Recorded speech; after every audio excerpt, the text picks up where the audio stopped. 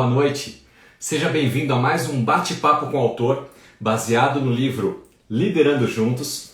Hoje nós vamos falar sobre o capítulo 31, livro Liderando Juntos, que foi lançado no final de junho de 2020, e de lá para cá, todas as quartas-feiras, às 19 horas, temos esse encontro marcado aqui para conversar sobre liderança, gestão de pessoas. Eu, Marcelo Simonato, sou o coordenador e um dos coautores do livro Liderando Juntos, o qual foi publicado pela editora Literary Books, e tenho a honra, o privilégio de ter diversos amigos, colegas, empresários, gestores, líderes que vivem na prática, além de todo o estudo, toda a experiência, também vivem na prática a liderança, a gestão de equipes. E a cada semana nós temos trazido um dos coautores aqui para conversar com vocês.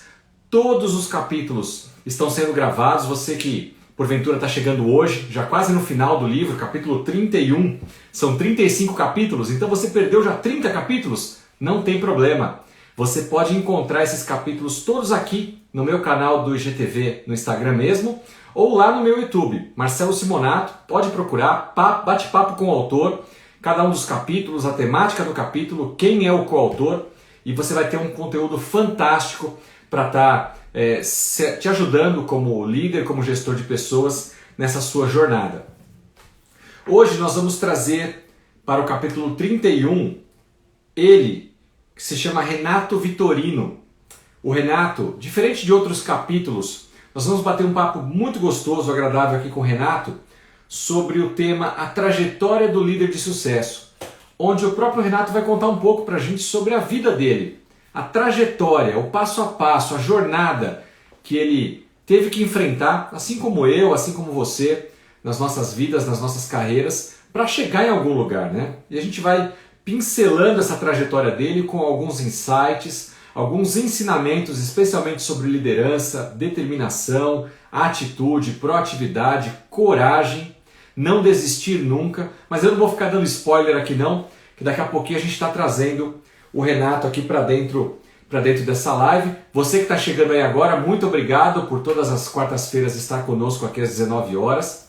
Eu quero já deixar um recado também, antes que eu me esqueça, que eu comecei ontem, terça-feira, dia 9 de fevereiro, uma série de 8 episódios que vão ao ar todas as terças-feiras às 20 horas. Anota aí.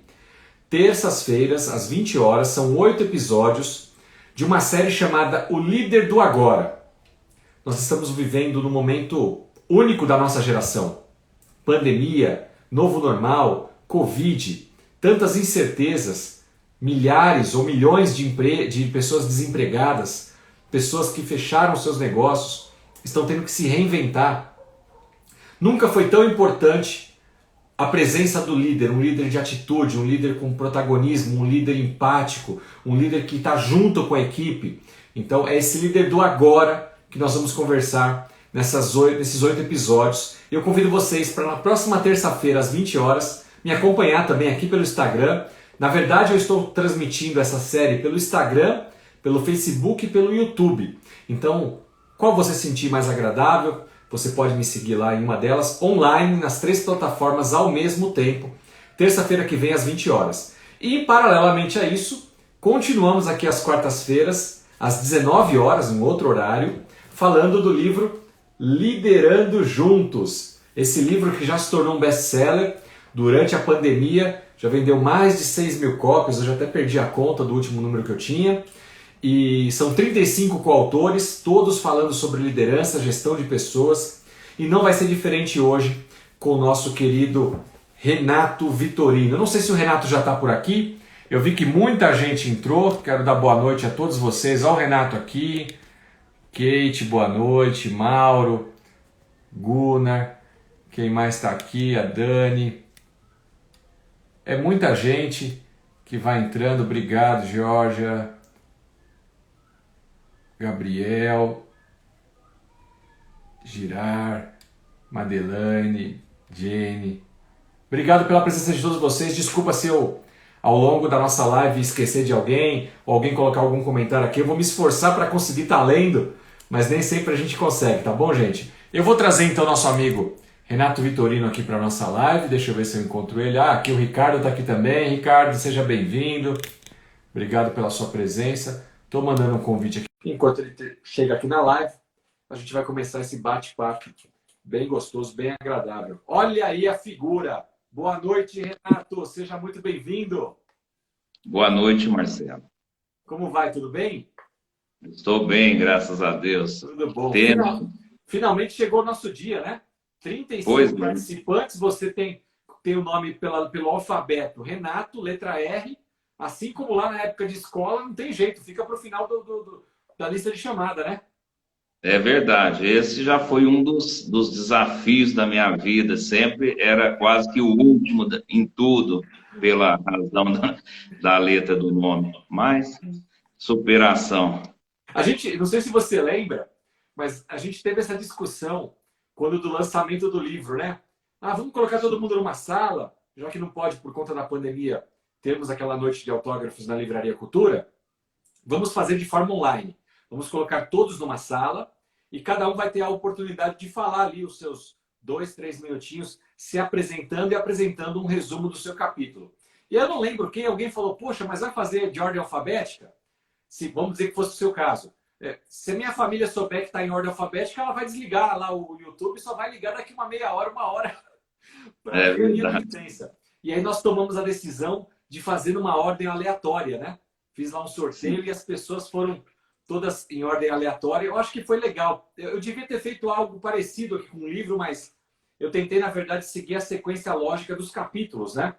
Então, de 1 a 35. Por isso que acabou seguindo também, de certa forma, a ordem alfabética, que é a ordem que a editora literária usa para os livros, né? Ela não usa o título dos capítulos, nem nenhum favorecimento em relação a nenhum coautor. Eu mesmo, né, Marcelo, como coautor, estou ali do meio para o final também, né?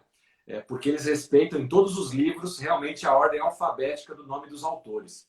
Mas tá bom, chegamos aqui, hoje é o nosso dia, tinha que ser hoje, eu tenho certeza que o público que vai estar nos acompanhando hoje aí, ó, já batemos 280 pessoas que nos acompanham aí quase que toda quarta-feira. Fico muito feliz, muito grato a todos vocês que têm acompanhado essa nossa jornada.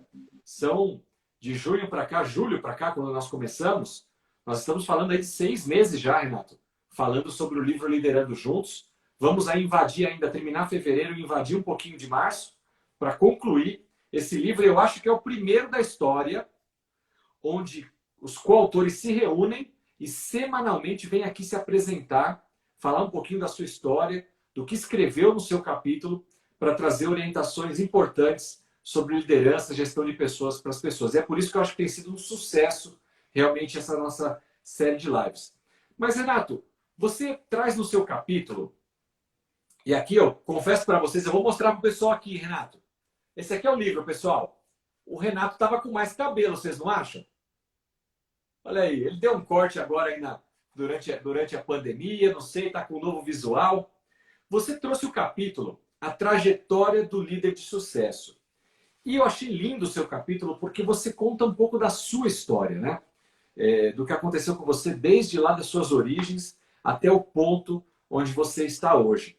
Eu queria que a gente talvez tentasse dividir essa história, porque hoje é muito bonito, né? Dizer que você é um advogado, é procurador jurídico, é formado também, além do direito, em ciências contábeis, tem aí a sua empresa, trabalha também na área de agora como escritor, né? Também levando conteúdo para outras pessoas. E também tem um trabalho como procurador, como eu já disse aqui, né? na Câmara Municipal de São José da Bela Vista. Mas as coisas não começaram assim, né? As pessoas muitas vezes olham para a gente aqui numa live, o pessoal é artista, é celebridade, está ganhando muito. Mas eu acho muito importante sempre lembrar das nossas origens, né? Reviver isso e dar valor de onde a gente veio. Eu queria que você começasse nos contando um pouquinho sobre a sua cidade. Eu, particularmente, não conheço São José da Bela Vista, interior de São Paulo. Conta pra gente dessa sua origem dessa cidade. Sim, São José da Bela Vista, inclusive é onde eu encontro nesse momento. Hoje moro em Franca, mas devido a ser funcionário da Câmara, e agora às 8 horas já vai ter a sessão dos vereadores, eu trabalho lá, tenho que ir correndo para lá. Então, inclusive hoje, que alegria minha estar aqui em São José da Bela Vista, na casa do meu primo fazendo essa live, na rua, e leva o nome da minha avó. Minha Olha, avó Elza, que tanto bem fez nessa cidade aqui, e que tanto nos orgulha, Marcelo, eu estou assim emocionado, como você falou aí, trabalho muito, mas aqui nós somos do interior, divisa com Minas, no querido estado de Minas Gerais, então eu sou aqui um caipira. Você falou aí, capítulo 31, 30 outros excelentes pessoas já me antecederam aqui nessa live. Que responsabilidade é essa minha? Meus pés gelados aqui, tudo. Mas eu sei que você é muito profissional e vai me conduzir bem para mim não fazer feio aqui eu quero perante te, esse eu tanto quero te dizer uma espectador. coisa. Eu vou te dizer uma coisa já assim para quebrar esse gelo, esse medo. Você é a pessoa de todos que participaram nessa live que está melhor trajado aí, olha. Eu acho que não é por causa da nossa live, é por causa do seu próximo compromisso, mas está com um terno, com uma gravata, um cara elegante. Então, vamos fazer inveja nos nossos outros coautores. Os 30 que vieram antes, ó, tava que nem eu, camisa polo, tudo à vontade, e você um gentleman. Então, parabéns, parabéns já por esse seu posicionamento. Não é sobre marketing pessoal, nem posicionamento que a gente vai conversar hoje, mas sem dúvida isso é um dos pilares que leva um líder a ter uma trajetória de sucesso, né? A forma como ele se vende, como ele se apresenta. É muito importante isso, viu, pessoal? Vocês que estão nos ouvindo aqui, lembrem-se disso. Não adianta ser. Eu sou muito bom, eu tenho currículo, eu tenho experiência, mas se você não aparenta ser, você não é valorizado como deveria ser. Então, toma cuidado com isso. Mas vamos voltar aqui para São José É, da Bela Vista, vamos cidade voltar. próxima a Franca, é isso?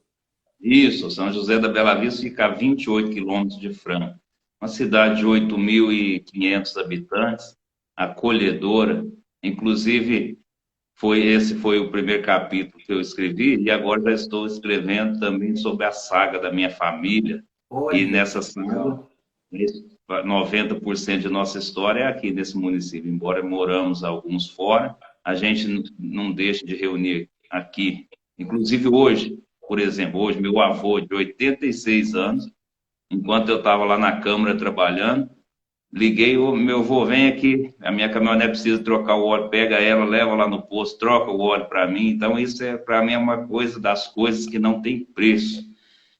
Essa liderança e de ter o meu avô e de a gente reunir aqui na casa do meu avô, isso é uma coisa aqui nessa pequena cidade que a gente tanto ama, tanto Eu, gosta. conforme você for falando, e a gente conversou isso nos bastidores, né? Que eu vou pegando sacadas em cima dos seus comentários para pontuar algumas coisas aqui, alguns insights, algumas lições sobre liderança para os nossos telespectadores.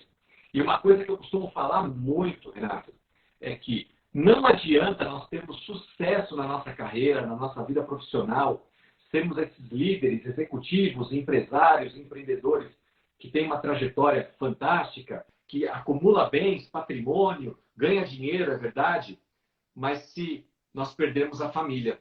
E você trouxe aí uma palavra muito bonita, falando do seu avô, recordando da sua avó, da família unida. Isso para mim é tão fundamental. E eu percebo que realmente, nada contra, tá, pessoal das capitais aí, para não dizer São Paulo, mas o pessoal do interior me parece que valoriza mais essa questão. Não sei se pela proximidade da família, mas eu estou no interior agora também, eu vivo entre São Paulo, capital, e a cidade do interior de Itu, que é muito próxima, 90 quilômetros de São Paulo. Mas eu percebo como no interior as famílias são mais próximas. Você vai em algum lugar e te perguntam de que família você é, né? Tem esse negócio de que família você é. Em São Paulo não interessa de que família você é, de que empresa você trabalha. Talvez perguntem isso. Mas de que família não, porque a questão da família em São Paulo, a correria, e nas grandes capitais de forma... a vida é tão corrida, tem pouco tempo para curtir a sua família.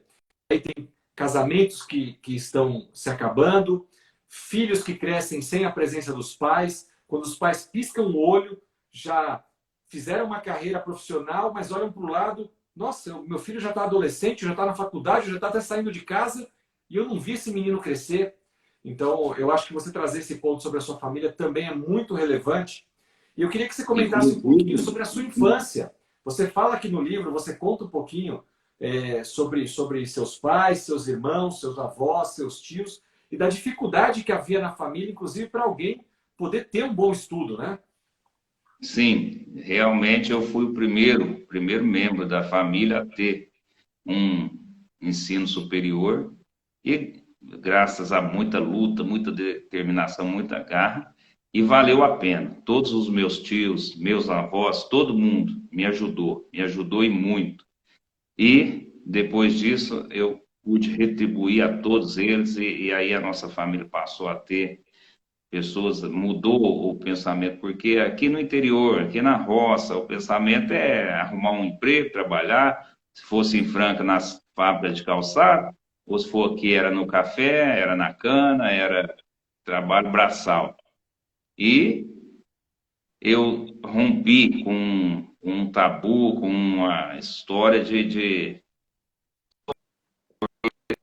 não desmerecendo todas essas profissões são ótimas, mas a gente trabalha demais nessas profissões, com os braços, com o corpo, e não tem o devido valor, não tem o devido reconhecimento remuneratório. Então, infelizmente, essas pessoas que inclusive tem muitas ainda da minha família, que trabalham duro, trabalham pesado, não são reconhecidos financeiramente da forma que precisavam.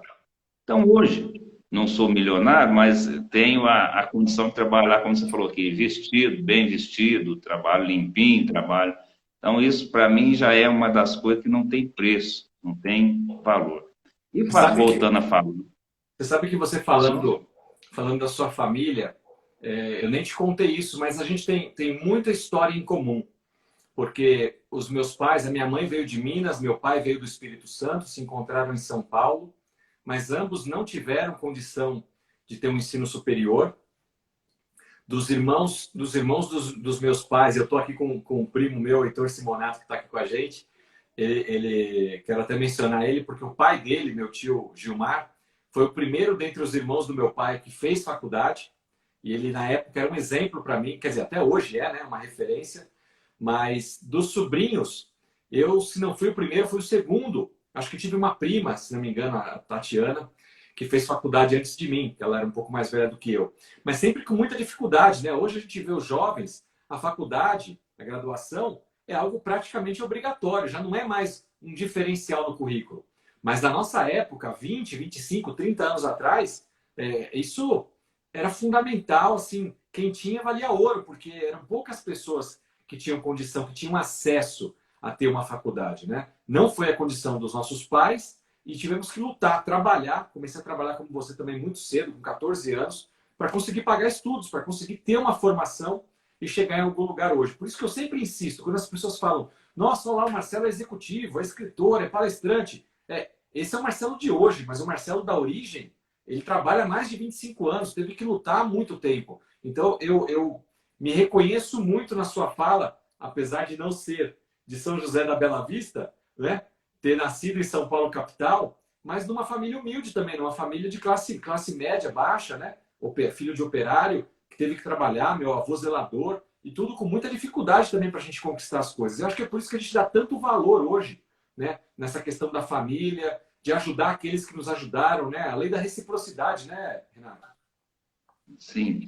Então, falando da família, eu, graças a Deus, tenho a alegria, a felicidade de trabalhar e morar no mesmo lugar. Meu escritório é na frente, minha casa é nos fundos, então eu vejo a escola dos meus filhos é de frente à minha casa. Então eu vejo, eu acompanho o dia a dia dos meus filhos.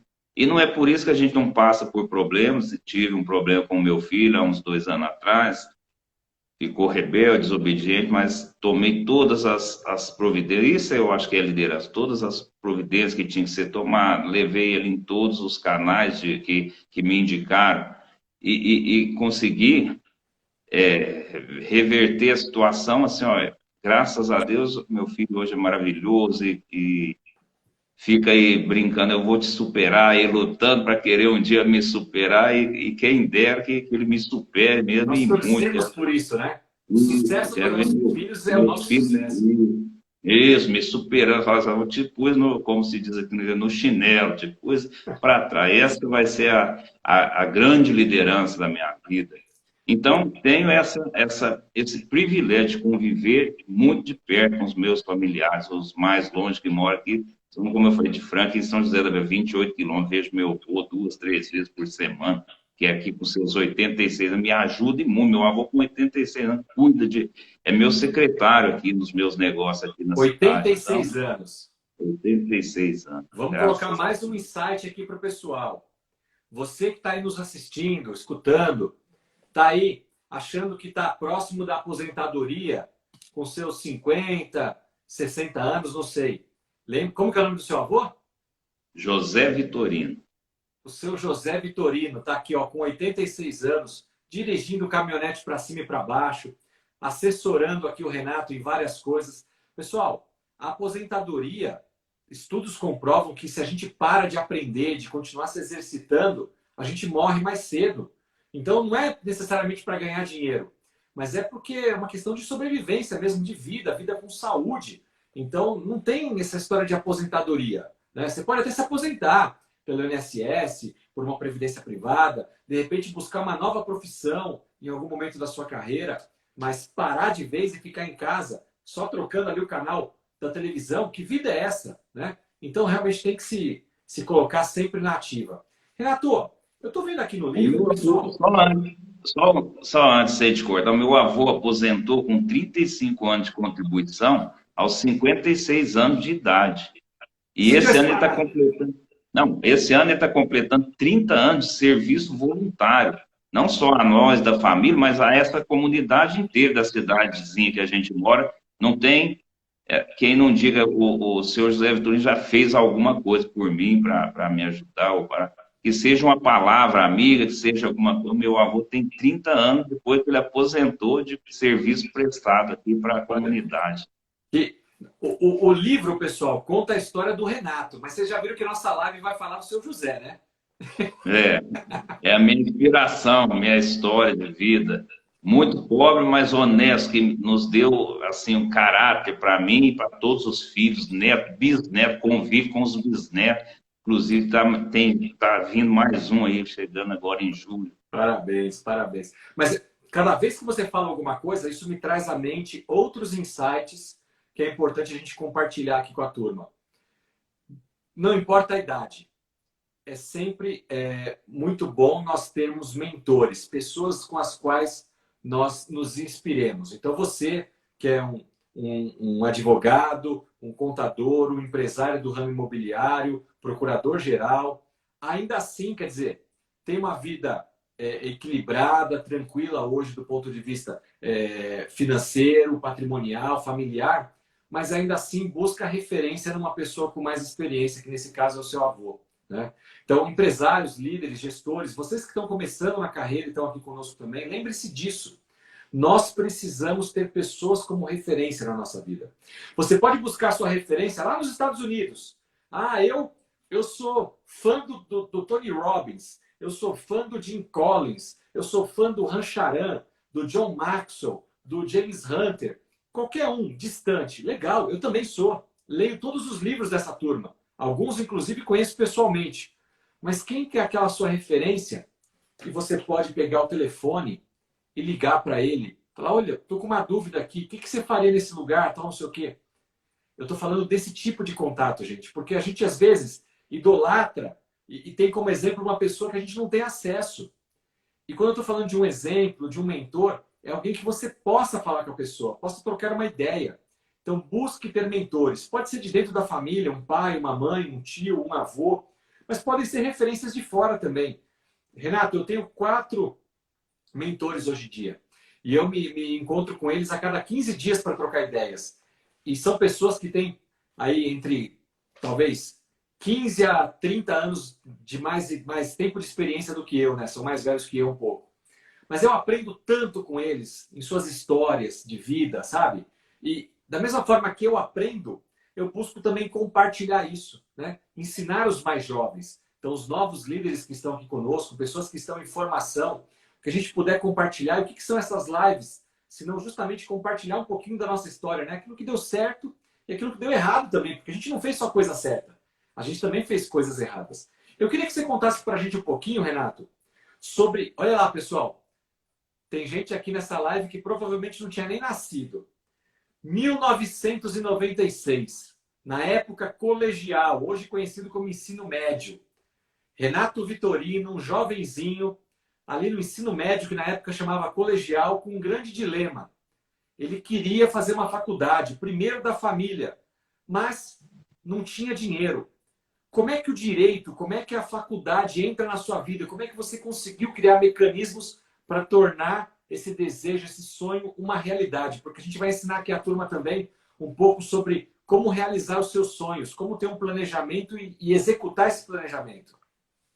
Eu estudei, Marcelo, desde a pré-escola ao terceiro colegial em uma única escola. Como eu disse, nosso município aqui com 8.500 habitantes, hoje, naquela época, 20 anos atrás, 24 anos atrás, era menos ainda. Então, tinha apenas uma única escola, a Escola Maciel de Castro Júnior, de onde eu estudei do meu pré ao terceiro colegial, sempre na mesma escola. E como eu citei no livro, aí era um abismo intransponível, eu pensar em cursar uma faculdade. Tinha aqui em Franca, sempre teve a tradição jurídica de ter três escolas muito boas, que é a Unesp, escola, escola pública, tem a Faculdade de Direito de Franca, que é a autarquia municipal também muito conceituada, e tinha a Universidade Franca particular. Qualquer dessas três opções, para mim, era um abismo sem fim. As públicas, porque como que eu ia concorrer com pessoas que tinham ótimos pago colégios particulares, cursinhos, preparatórios, tudo, ou como que eu iria conseguir pagar a mensalidade da faculdade particular.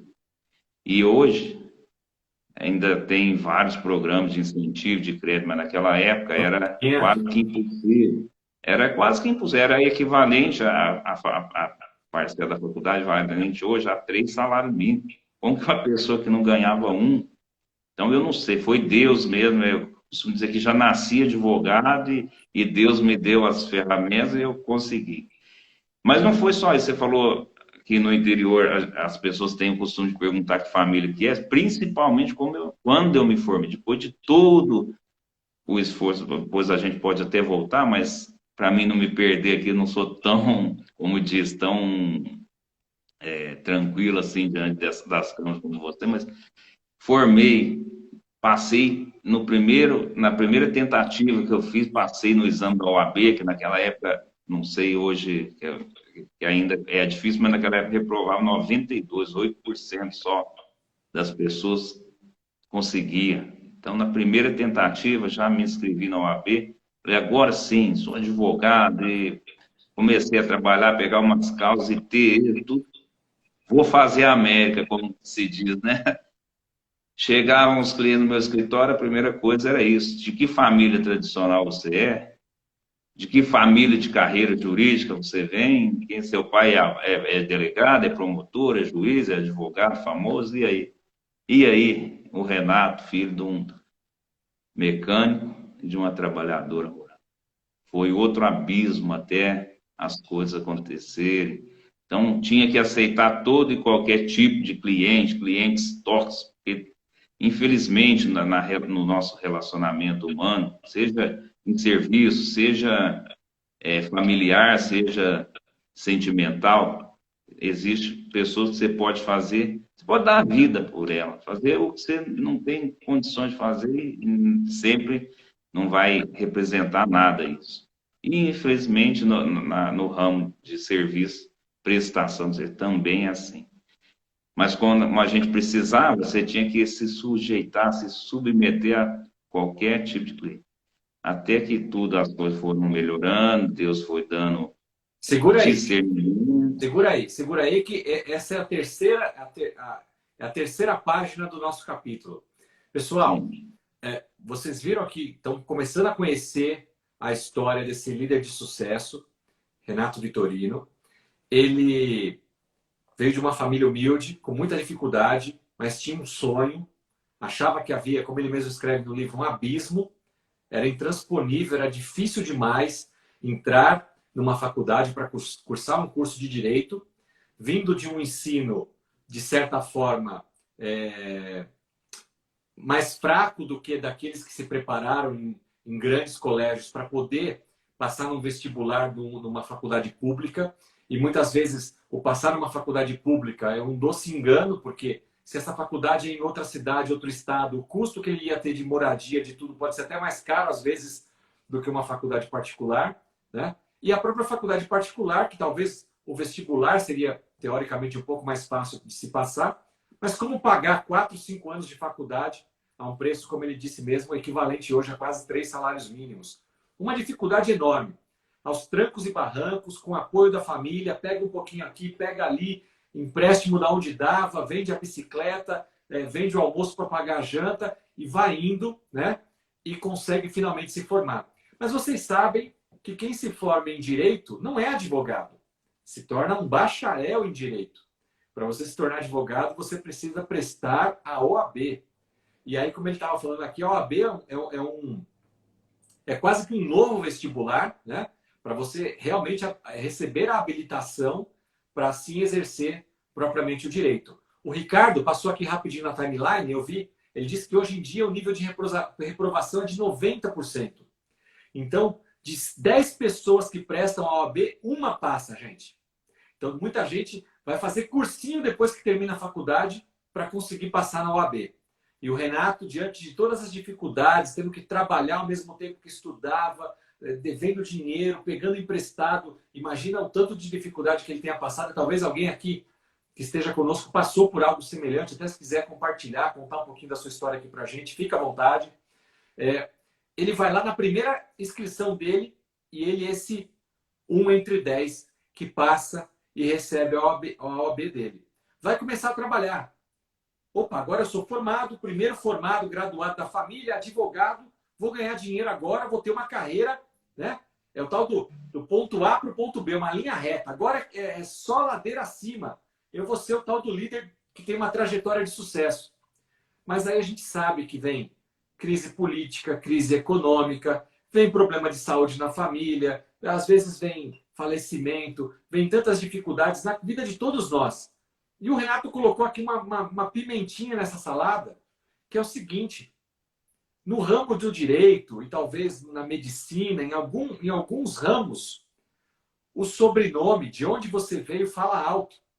E aí procuravam ele, mas aí perguntavam de que família você é, quem que é seu pai, quem mais é advogado, promotor, delegado, juiz na sua família, porque era uma forma de validar o curso dele. Não importa se ele tinha um diploma, se ele passou na OAB ou não, mas o sobrenome nesse momento fazia mais sentido para as pessoas. Então ele teve que, na verdade, ser o primeiro de uma família que, se amanhã os filhos, os netos, alguém mais decidir seguir pelo caminho do direito, talvez seja um pouco mais fácil no sentido de já ter essa retaguarda, esse background de alguém na família que é realmente um advogado de sucesso. Mas ele foi o primeiro que teve que lutar, e como ele explicou aqui, pegando pequenas causas, processos que talvez ninguém mais queria, né? E ter que trabalhar para ganhando pouco, mas para ganhar experiência também e fazendo nome na cidade, para que um dia ele pudesse chegar em algum lugar. E pelo que eu li aqui, Renato, você, além de ir trabalhando pouco a pouco, em algum momento dessa carreira, você decidiu prestar um concurso público, né? Como é que foi essa história do direito, exercer o direito enquanto defender clientes e, de repente, optar pela carreira pública? Como que isso entra na sua vida? Então, eu sempre fui apaixonado aqui pelo nosso município, pelo São José da Bela Vista, que espero hoje estar levando o nome para tantas e tantas pessoas que nos ouvem aí e venham conhecer, assim que passar a pandemia, venham conhecer São José da Bela Vista, venham trocar. Passando por Franca, 28 quilômetros, está ali coladinho. Chegar lá em São Isso, José da Bela Vista, você vai falar dois nomes: Renato Vitorino e seu José Vitorino. É café isso. garantido. Isso, venha, é o que eu ia dizer, você adiantou, venha conhecer São José da Bela Vista, venha ter um papo com o seu José Vitorino, venha ouvir histórias gostosas e tomar um café garantido. Então, eu passei no concurso público para procurador da Câmara Municipal, sempre gostei dessa área de política também, sempre fui envolvido na área política, e acabei passando no concurso e hoje sou procurador. É uma de todas as funções que eu exerço por amor, por gostar, essa é a que eu mais me dedico, procurador da Câmara dos Vereadores. Agora, conta uma coisa pra gente. O problema do sobrenome, né, de não ter um histórico da família de pessoas que eram envolvidas de alguma forma no direito, foi suprido com o cargo de procurador, de funcionário público, ou você resolveu isso antes mesmo já com os ganhos de causa que você vinha fazendo e o conhecimento que o mercado foi tendo de você? Porque assim, o cargo mesmo de procurador é em São José da Bela Vista, cidade de 8.500 habitantes, né? Aqui eu já sempre fui bem relacionado. Agora, Franca, cidade de 350 mil habitantes, então não foi quase que relevante isso. Eu já tinha adquirido, como se diz, a unha, né? Pegando o touro à unha. Toda a unha. Graças ao boca a boca de um, de outro, ele fez uma causa para mim, teve esse, teve sucesso, então esse foi a minha forma de alavancar a carreira jurídica, pegando literalmente o touro à unha. Então, aí sim foram tendo abertura, mas aí você falou do mentor aí, o Ricardo passou aí, vamos falar do Ricardo. Ricardo, meu grande mentor, pastor Ricardo Santos. Inclusive, tem a honra de me suceder depois do meu capítulo. É, Próxima, eu não queria dar próxima um spoiler muito grande, não, mas o Ricardo Santos vai estar com a gente semana que vem aqui, falando do sim. capítulo 32. Eu não vou nem falar o título para deixar com gostinho de quero mais. Mas estamos esperando você aqui, Ricardo, semana que vem, com certeza. Então, graças a Deus, Deus colocou o pastor Ricardo Santos na minha vida em 2008. Eu formei em 2001. Em dezembro de 2001 formei. Abril de 2002 passei na primeira tentativa na UAB. Então, de 2002 a 2008, 6 anos, como disse no livro, aí, patinando na lama. Eu uso muito esses termos aqui da nossa região. Patinando na lama, sem sair do lugar. Mal fazia para comer. Inclusive, meu avô, meu querido avô, que era quem, das maioria das vezes, me ajudava até pagar minhas contas de despesas pessoais. Conheci o pastor Ricardo Santos e ele falou: o que você acha? Você está pensando que você é o quê? Só porque você é advogado, você não é nada. Você tem que se qualificar, você tem que se profissionalizar, você tem que abrir a sua cabeça. E foi o que realmente aconteceu. Fiz mais uma faculdade, fiz vários cursos de pós-graduação e, com a ajuda de Deus, que é quem, em primeiro lugar, nos dá a sabedoria, passei então, hoje, chegar à posição que eu cheguei. Então, foi graças a todas essas transformações. Então, o pastor Ricardo Santos é meu líder, meu mentor, igual você falou, tudo que eu preciso a qualquer dia, qualquer hora, quantas e quando. Não é porque a gente está nessa posição hoje que não tem os nossos medos, não tem as nossas inseguranças, não tem, às vezes, as nossas crises de ansiedade. Tem sim. Mas, como eu disse também no livro, hoje tem 42 anos de idade, não tomo um comprimido para nada. Quando vem a medo, vem a palpitação, eu vou lá no meu líder, vou na Escritura Sagrada, peço a Deus. Então, graças a Deus, até eu tenho conseguido ter uma vida saudável, sem precisar de nenhuma droga para Você sabe, dormir. você sabe que você tocou num outro ponto. Eu estou pegando ganchos aqui, né? Insights com base no seu discurso. O tempo passa tão rápido que agora eu já não sei. Em 2018, eu fui para os Estados Unidos e fiz um curso na Disney, né? Todo mundo conhece o grupo Disney, né? Pelos desenhos animados, Mickey Mouse e outros desenhos, pelos filmes, pelos parques de diversões, né? E especialmente a Disney é reconhecida pelo seu padrão de atendimento, né? Excelência em tudo que eles fazem. E eu, como eu sou um especialista, assim como você, em liderança, eu falei assim, poxa, mas com mais de 20 mil colaboradores, tem que ter muito líder lá, né? Porque não está tudo na mão de uma única pessoa. Deixa eu entender como é que eles treinam os líderes. E eu fui para lá não buscar conhecer simplesmente o padrão de atendimento ao cliente, né? Porque esse nem é o meu grande foco, mas acabei vendo isso também, claro. Mas eu queria ver mesmo a questão da liderança. E sabe uma coisa que me chamou muito a atenção, que eu vou fazer um gancho agora com o que você falou? É que lá na Disney, todos os colaboradores, independente do cargo, todos são treinados em liderança. Porque eles entendem que todo mundo é líder, começando a ser líder de si mesmo. A gente pensa, às vezes, que para ser líder eu preciso ter um cargo, preciso ser um empresário, né? Ter um departamento, um monte de gente. E não, o primeiro estágio da liderança, segundo o Han Charan, é você ser líder de si mesmo. Vários outros autores falam isso. Né? A liderança de mim, o meu autocontrole, o meu autoconhecimento. Isso é você ser líder de você mesmo. Porque se você não liderar a você mesmo, como é que você vai querer liderar outras pessoas, influenciar outras pessoas? E aí lá na Disney, nesse pacote de treinamento de liderança que todos os colaboradores passam, eles dividem, tem uma hora lá que eles falam do autoconhecimento, e eles dividem a importância do líder conhecer 3 áreas da vida. A primeira é a área da saúde física.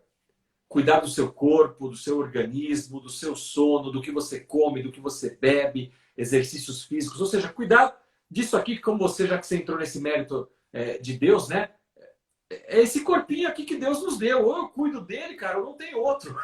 Então é muito importante. Você imagina, e faz todo sentido, as pessoas ali num parque de diversões, ficando, não sei, se eles trabalham 12 por 36, se são 8 horas por dia, mas os caras passam muito tempo em pé.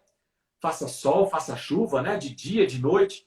Tem que estar com a saúde física muito boa. Tem que ter se alimentado, se hidratado, dormido, praticado um exercício físico para o corpo sustentar, ficar muito tempo em pé. Então, cuidar da saúde física é importante. Mas eles também têm que cuidar da saúde mental. Eles têm que buscar se desenvolver através de livros, treinamentos, palestras, lives como essa. Buscar continuar aprendendo e evoluindo, assim como você fez lá no ensino médio, pensando numa faculdade de direito, depois conseguindo entrar nessa área, mas não se sentindo satisfeito com isso, buscando a OAB, buscando um concurso público, depois uma outra faculdade de contabilidade, outros conhecimentos de pós-graduação, e eu tenho certeza que você não vai parar por aí, porque ainda é muito jovem, tem muita, até chegar no seu José, tem muita lenha para queimar ainda, né?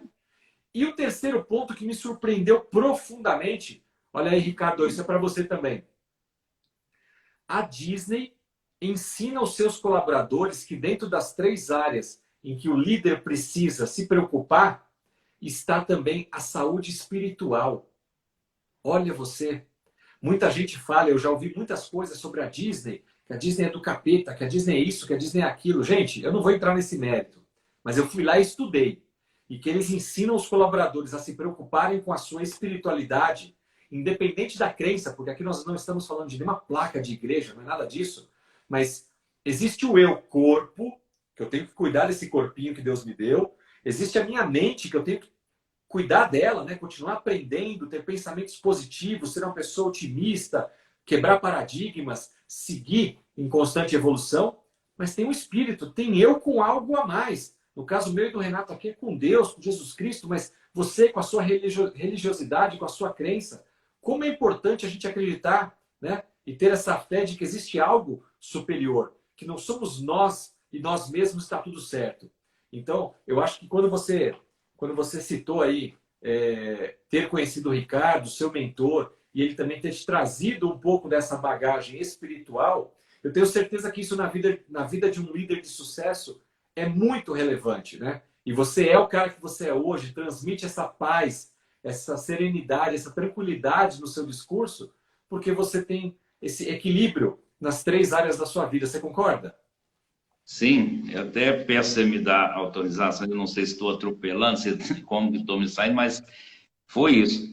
Você pegar uma pessoa, eu, com aquela, como se diz, síndrome de vira-lata, não ter capacidade nenhuma financeira, de nada, libertar desse espírito de vira-lata foi uma coisa assim, difícil demais, até depois que eu já tinha condições financeiras, às vezes, de entrar num bom restaurante, numa boa loja, e aquela, sabe, aquela síndrome de inferioridade, aquele complexo de inferioridade que veio, até eu conseguir me libertar, até costumo dizer, as coisas boas da vida, eu só costumo ter quando estou com o Ricardo. O Ricardo que me levou para andar de avião a primeira vez, o medo que eu tinha e tenho, até morro de medo desse bichinho, mas o Ricardo que me proporcionou. A primeira viagem internacional que nós íamos fazer, já estamos tudo pago, o pacote pago da viagem, da hospedagem, era para maio do ano passado, 30 dias na Europa, veio a pandemia, impediu a gente de fazer isso, mas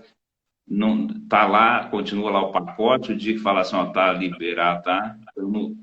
Para fazer. Então, eu costumo dizer com o Ricardo, as coisas boas da vida, porque eu sou simples, sou uma pessoa simples, humilde, eu gosto da simplicidade. A gente, lógico, que gosta e acostuma com coisas, quem não acostuma com as coisas boas da vida, né?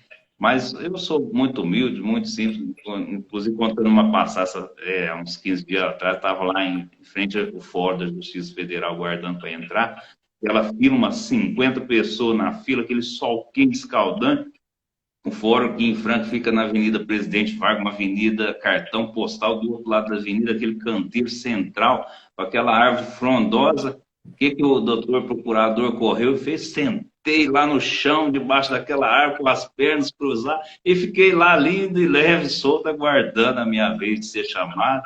Aos finais de semana, o meu gosto é de ir para a fazenda, é de pegar touro a unha, é de plantar uma árvore, é viver entre cachoeiras, montes e vales.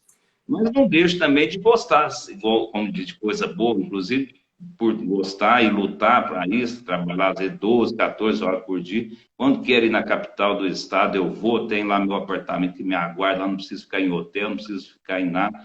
Mas prefiro ficar aqui na roça, no mato, e de vez em quando o pastor Ricardo me chama para conhecer as coisas boas. Né? É isso aqui, o Sandro, eu acho que o Sandro deve ser talvez algum contato seu, eu não sei. Sandro, eu não sei se nós nos conhecemos ou se você segue, é amigo do Renato, desculpa. Mas o Sandro está dizendo aqui, ó, o simples é o melhor, com certeza. A vida, ela é complicada porque a gente complica ela, né? Mas a gente pode ter uma vida tranquila, com as coisas que são leves da vida. Essa pandemia nos trouxe muito disso, né? Aqui em casa, Renato, eu fazia um ano que eu e meu filho estávamos mais em São Paulo do que na nossa casa oficial em Itu. Então a nossa família estava um pouco dividida, né? Sandro está dizendo assim, eu te sigo, Marcelo. Obrigado, Sandro. Tamo junto, obrigado mesmo. Passa a seguir o Renato aqui também, hein? E eu estava ficando mais em São Paulo com meu filho, que entrou na Universidade Mackenzie, lá em São Paulo, e mais aos finais de semana em casa com a minha esposa e com a minha filha, que já é formada, dentista formada. O que a pandemia fez com a gente no ano passado? Colocou todo mundo em home office. Então eu e meu filho tivemos que voltar de São Paulo para dentro de casa, né? Minha filha continua trabalhando indo à clínica, mas eu trabalhando em home office, meu filho também trabalhando e estudando em home office, e a família está muito mais unida. E a gente percebe coisas tão simples, tomar um café da manhã juntos. Chegar agora à noite, depois dessa live, a gente vai comer alguma coisa ali junto, talvez vai jogar um jogo de tabuleiro, bater um papo. Aqui a minha família é uma família de músicos. De repente alguém puxa ali um violão, uma viola, alguma coisa, a gente vai tocar e vai cantar uma música e vai se divertir. São coisas pequenas, coisas simples da vida realmente que trazem um valor enorme. Então, obrigado, Sandro, pela participação aqui, pelo comentário. Eu queria te perguntar, Renato, dentro dessa trajetória, desse líder de sucesso que você é, depois da carreira pública, o que veio primeiro? Veio a faculdade de contabilidade ou veio o setor imobiliário? E o porquê? O setor imobiliário veio antes, porque desde quando eu formei, eu fui prestar serviços a uma imobiliária, serviços jurídicos a uma imobiliária. E prestei o serviço para eles uns 10 anos. E aí o dono da imobiliária sempre me dizia, por que você não monta uma imobiliária para você também? Faz o curso de corretor de imóveis e monta uma imobiliária e tal. Eu, no primeiro momento, não pensava nisso, mas de tanto ele insistir comigo, acabei ouvindo a ideia dele e foi uma das melhores coisas também que aconteceu na minha vida. E o da contabilidade foi justamente por conta do setor público mesmo. Eu já queria fazer uma segunda faculdade, pensava em fazer letras, mas por conta de da Câmara e ter a parte contábil lá, eu não dominava muito, e o jurídico tem muito, muito ligado com a parte contábil, principalmente na área pública. Resolvi fazer então e acabei fazendo a faculdade de contabilidade, depois de, como se diz, depois de velho, formei em 2005, 2015, vamos dizer. E passei também no exame suficiente que hoje tem, né, para você ter o título de contador, senão é como você disse, é só bacharel em ciências contábeis, CRC, você né? ter o título de contador, você tem que prestar e passar, ser aprovado no exame de suficiência do Conselho Regional de Corretores. Fui aprovado também, graças a Deus. Então, são essas as grandes vitórias. Aí, como você disse, nessa pandemia, todos os dias, mas todos os dias mesmo, quantas e quantas pessoas batem na nossa porta, precisando do básico, do mais básico, não tendo alimento, não tendo condição de pagar uma água, de pagar uma luz, de pagar. E graças a Deus, meus avós, como eu te disse, sem condições nenhuma ajudar tanta e tanta e tanta gente. Deus me deu hoje as condições e a minha alegria é ajudar. E quanto parece que, para quem está ouvindo isso, se você pode, se você, ou se não pode também, pode fazer, porque quanto mais eu ajudo, quanto mais eu dou, não sei de onde aparece, mas Deus manda. Manda clientes para mim com boas causas, manda e vem o retorno é formidável. E como você disse também nessa pandemia, um das minhas lutas, como eu tenho meus medos, meus fracassos, minhas frustrações, uma das minhas grandes lutas é com o peso, é controlar o peso. Às vezes estou acima do peso, é uma Mas deixa dificuldade eu te falar uma tremenda. coisa. Tem um pessoal aí reclamando que alguns estão dizendo que a água da casa é que está fazendo a roupa encolher. E outros estão dizendo que o problema está na secadora. Será que não é esse o caso aí na sua casa, não? Então, mas é o que eu ia dizer, graças a Deus também foi uma das vitórias de liderança desde quando começou a pandemia, porque a gente comia cada um num lugar, um no restaurante, um no salgado, outra coisa. Então, desde que começou a pandemia, fecharam tudo, a gente passou a ter que comer em casa. E tem meu filho Renato com 16 anos, e aí pôs essa mentalidade saudável. Então, hoje lá em casa, quem prepara as nossas refeições, nossa alimentação é tudo meu filho Renato. E com Poxa, que isso legal. com essa coisa de comer saudável e estar cuidando de nós, de quando começou a pandemia em março para cá, eu emagreci 20 quilos e tenho mantido e cada dia que passa tenho perdido mais. Então já foi uma das minhas frustrações que é difícil. Pessoal, vamos ver aí Né? ó, o antes e o depois do Renato. Olha, antes da pandemia e com a pandemia. Olha, quem diria, hein, Renato? Realmente, agora você falou, eu tinha prestado atenção só no cabelo, mas estava um pouquinho acima do peso ali mesmo, hein, na foto. Parabéns.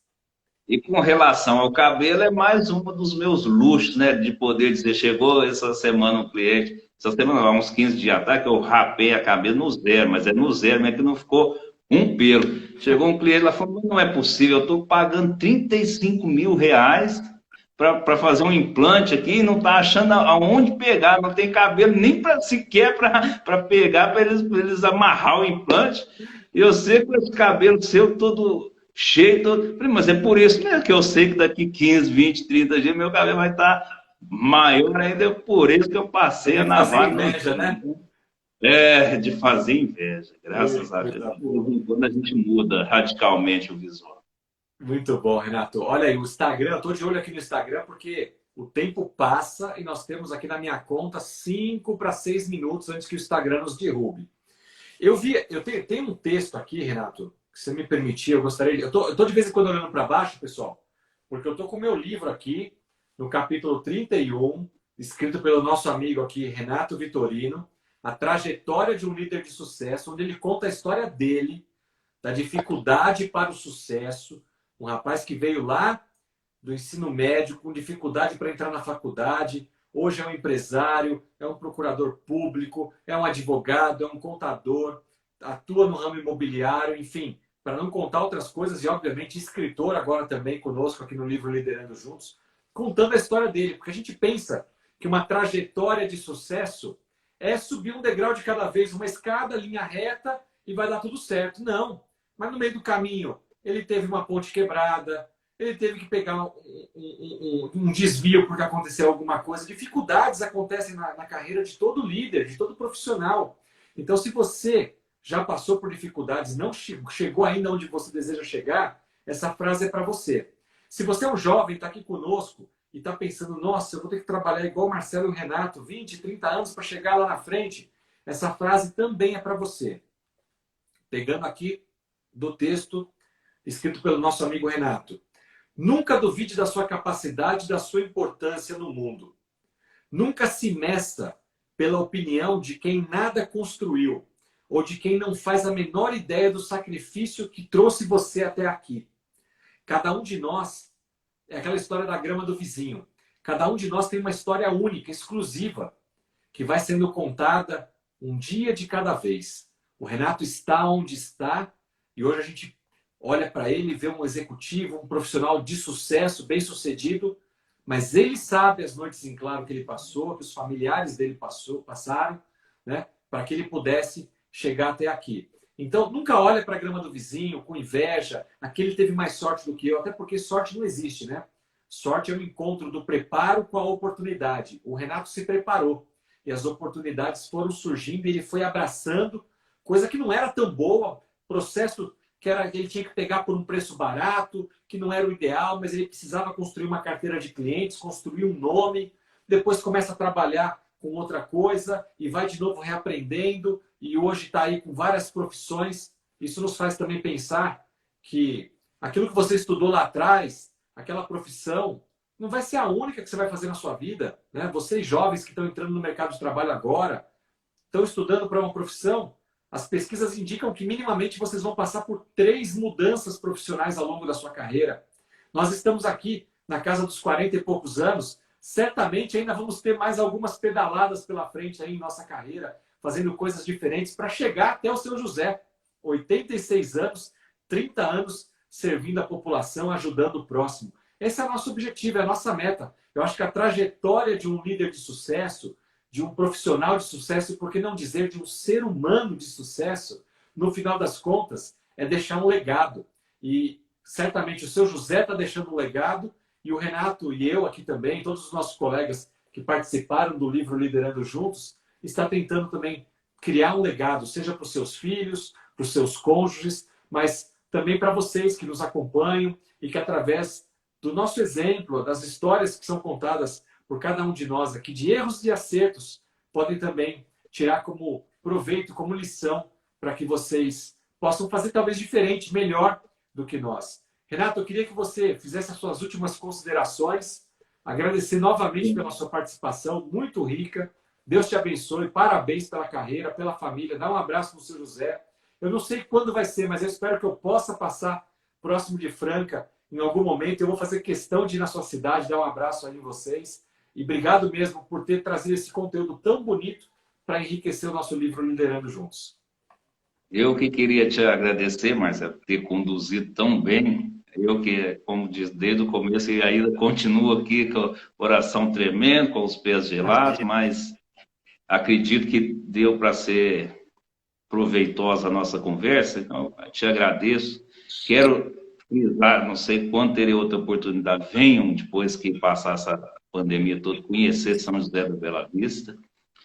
E agradecer ao meu avô, que está lá me assistindo, a minha mãe que está me assistindo, meus tios, meus filhos, Renatinho e Gabriela. Agradecer ao meu amor, Daniele, muito obrigado pela audiência aqui.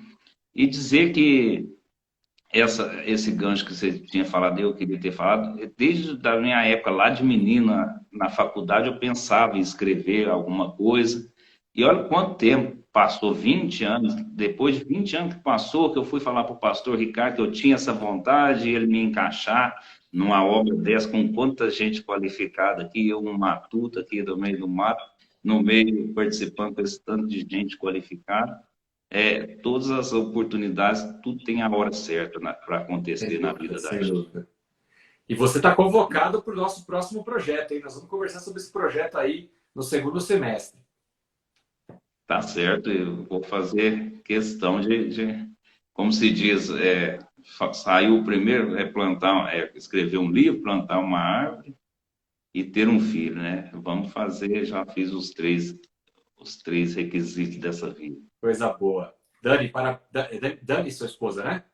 Daniel, É tá. ela aí, ó. Parabéns pelo marido, pela grande história desse grande homem, viu? Parabéns. E obrigado a todos vocês que estiveram conosco aqui nessa live. A minha esposa, debaixo da sua esposa aí, Lídia também, uma companheira que sem ela, sem dúvida alguma, eu não teria chegado até onde cheguei. Obrigado a todos vocês que estiveram aqui conosco hoje. E nós nos vemos na próxima quarta-feira em mais um bate-papo com o autor, com o nosso querido amigo Ricardo, capítulo 32 do livro Liderando Juntos. Renato, uma boa noite para você. Muito obrigado. Se cuidem e até a próxima. Será excelente a live com o pastor Ricardo, viu? Que eu não sirvo nem para limpar os pés dele, como se diz. Vai ser muito bom. Assistam. E até. Juntos nós somos mais fortes. Um abraço, gente. Tchau, tchau.